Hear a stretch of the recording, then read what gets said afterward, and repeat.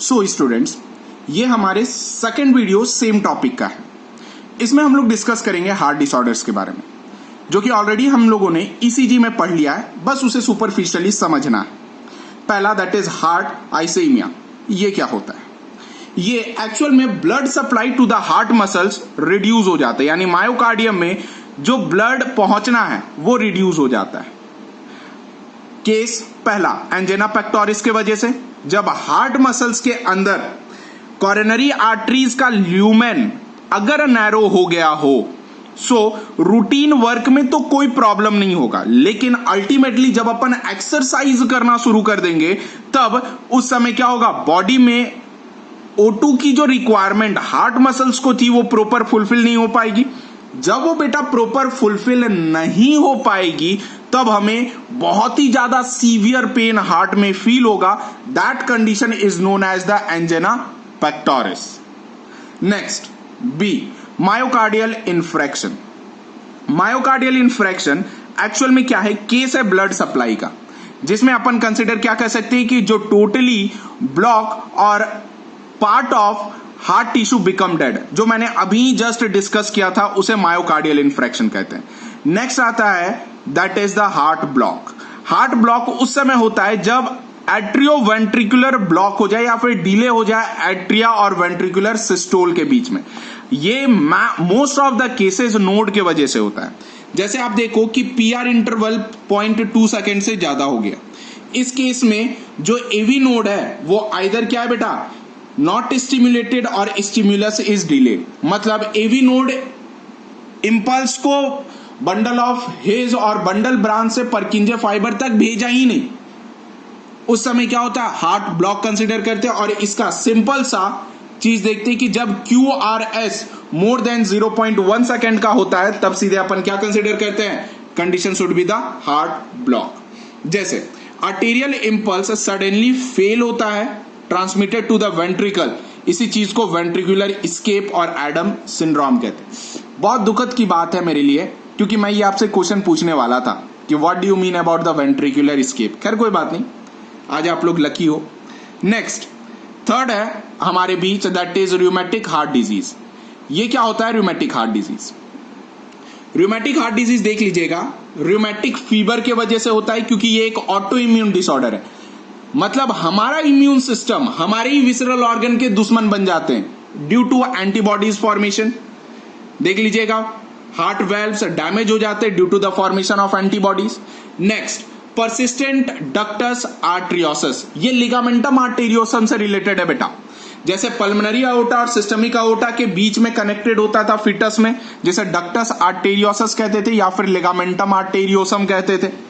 लेकिन at birth ये तो डीजनरेट हो जाता है, लेकिन जिनके लाइफ में ये रह जाता है वो ऑक्सीजनेटेड और डीऑक्सीजनेटेड ब्लड को क्या कर देता है, मिक्स करता रहता है और लंग्स में कंजेशन का फील करवाता है। फिफ्थ है फाइब्रिलेशन। फाइब्रिलेशन का मतलब रहा कि रैपिड होगा, इरेगुलर होगा, एबनॉर्मल होगा, एसिंक्रोनस होगा और इनइफेक्टिव कॉन्ट्रैक्शन होगा कार्डियक मसल्स का। उस चीज को अपन क्या कहते हैं, फाइब्रिलेशन कहते हैं।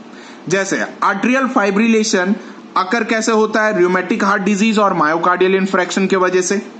और याद रखिएगा वेंट्रिकुलर फाइब्रिलेशन में प्रोड्यूस बाय इलेक्ट्रोक्यूशन। इलेक्ट्रोक्यूशन एक टर्म है जिसमें कि अपन कह सकते हैं कि जनरली वेंट्रिकल्स में इंपल्स ट्रांसफर नहीं करेगा। और ventricular fibrillation last for more than few minutes, it can be fatal or can be stopped by electric shock or electronic defibrillators, जैसे कि letter implanted in the person at of high risk। अब जरा देख लीजिएगा, same चीज मैंने nodes के बारे में आपको बताया था कि कभी नोड्स खराब हो जाते तो उस जगह पर पेसमेकर ट्रांसप्लांट किया जाता है और आर्टिफिशियल पेसमेकर लगाए जाते हैं। सेम कुछ इस टाइप, क्योंकि पेसमेकर ट्रांसप्लांट तो नहीं होता है लेकिन उस जगह पर आर्टिफिशियल पेसमेकर हम लोग लगा देते हैं। नेक्स्ट है दैट इज आर्थेरोस्क्लेरोसिस। इसी के बारे में बात कर रहा था बेटा मैं कि डिसऑर्डर ऑफ आर्टरीज और ब्लड वेसल्स होता है जिसमें कोलेस्ट्रॉल डिपॉजिट हो जाते हैं जो ट्यूनिका मीडिया में होते हैं। नेक्स्ट है आर्टेरियोस्क्लेरोसिस। ये हार्डनिंग ऑफ आर्टरीज है। यानी आर्टरीज कैसा हो जा रहा है, हार्ड हो जा रहा है due to calcification in old age. Old age में कैल्सिफिकेशन की वजह से, और इलास्टिसिटी जो वेसल्स का होता है बेटा वो क्या हो जाता है, रिड्यूस हो जाता है। दिस में also result from the atherosclerosis. Next, thrombosis, moving clot को बढ़ करके ये जो क्लॉट है वो clot of blood inside the blood vessels is known as what, thrombosis. हमारा लास्ट वीडियो का पहला क्वेश्चन कि व्हाट इज कार्डियक रिजर्व। बेटा इसे सिंपल समझना, इमरजेंसी सिचुएशन में, यानी जब अपन बहुत दम लगा करके दौड़ रहे हैं, कुत्ते पीछे पड़े हुए हैं, आदमी पीछे पड़े हुए हैं और अपन दौड़ करके भाग रहे हैं, अब उस समय जो हमारा ब्लड पंप करके हार्ट से निकला और नॉर्मल जब अपन रेस्ट में ब्लड को पंप कर रहे होते हैं, सो इन दोनों के बीच के डिफरेंस को अपन कार्डियक रिजर्व कहते हैं। मतलब साफ साफ है कि ये रिजर्व वो है जो आपकी बॉडी की एफिशिएंसी बताता है। यानी बंदा भागना शुरू किया, अब 70 ml से ऊपर कितना ब्लड आपका पंप किया जा सकता है, that is the cardiac reserve. और कह सकते हैं कि कितना बीट्स बढ़ा सकते हैं। 70 ml ही मत समझना, ईच पंप तो 70 ml ही होगा बेटा, लेकिन 72 बीट्स इंक्रीज होगा, ध्यान रखना, है ना। तो वो जो डिफरेंस आएगा वो कार्डियक रिजर्व कहलाएगा। नेक्स्ट क्वेश्चन था कि pulse can be measure by, बिल्कुल पल्स ऑक्सीमीटर। ऐसे ही इस क्वेश्चन के तो बहुत सारे स्टूडेंट ने अच्छे तरीके से आंसर दिया, शिवांग, पूजा पटेल, हीर पटेल और कृष्णा राठौड़, श्रेया परमार, सुचि रावल, अमन अयान, नेक्स्ट है दैट इज सुमन कुमावत। बहुत सारे स्टूडेंट ने अच्छे तरीके से आंसर दिया। फिलहाल तो यही दिख रहा है, कुछ स्टूडेंट शायद अभी तक गुस्सा मानते, बहुत स्टूडेंट कम रिप्लाई करते हैं और बहुत ही अच्छे स्टूडेंट जो क्लास में रिप्लाई करते थे, कुछ लोग पहले वीडियो में रिप्लाई करते थे लेकिन अब वो रिप्लाई नहीं कर रहे हैं। पता नहीं, शायद वो गुस्सा हो चुके हैं या फिर आंसर नहीं देना चाहते हैं, डोंट नो। लेकिन मैं ये चाहता हूं कि सारे स्टूडेंट अगर अपने आंसर्स को अच्छे तरीके से रिप्लाई करते हैं कमेंट बॉक्स में, तो मेरे लिए बिल्कुल समझने में आसानी फील होगा कि क्या ये वो वीडियो अच्छे तरीके से देख रहे हैं कि नहीं देख रहे हैं। सो आगे डिस्कस करते हैं कि what happen if chordae tendineae break. कहा जाता है कि अगर कॉर्डेट टेंडिने ब्रेक हो जाए, क्यों, क्योंकि ये एक स्पेशल फाइब्रस कॉर्ड है बेटा।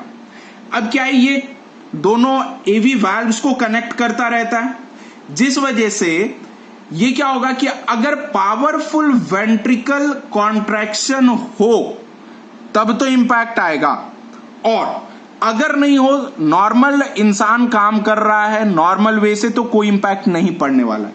लेकिन जब कोई हैवी वर्क कर दे तो देन क्या होगा, reduction of blood flow pulmonary arteries में ऑब्जर्व होगा बेटा। नेक्स्ट क्वेश्चन है कि which nerve control heart beat rate so coordinated movement with lungs and kidney. बेटा ये 10th क्रेनियल नर्व्स होता है, यानी जो हमारे थोरेसिक और एब्डोमेन रीजन पे प्रेजेंट होता है ना, मतलब पूरा चेस्ट रीजन से लेकर के लोअर पेल्विक रीजन तक। बेटा याद रखिएगा, ये सिर्फ 10th क्रेनियल नर्व्स जिसका नाम वैगस होता है कंट्रोल करता है इसे। अगर वैगस गलती से डैमेज हो जाए तो पता ही क्या होगा, हार्ट अपने दूसरी दुनिया में बीट करना शुरू कर देगा, लंग्स अलग काम करना शुरू कर देगा, किडनी कुछ और करना शुरू कर देगा।